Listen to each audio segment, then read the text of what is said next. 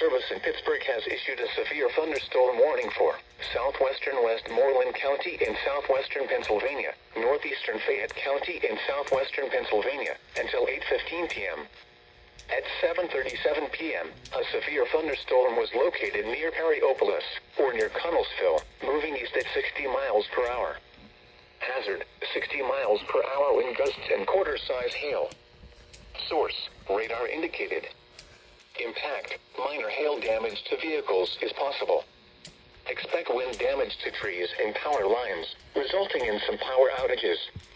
Locations impacted include Connellsville, Scottsdale, South Connellsville, Perryopolis, Seven Springs, Dunbar, Everson, Vanderbilt, Smithton, Dawson, Grindstone, Champion, Mill Run, Indian Head, and Normalville.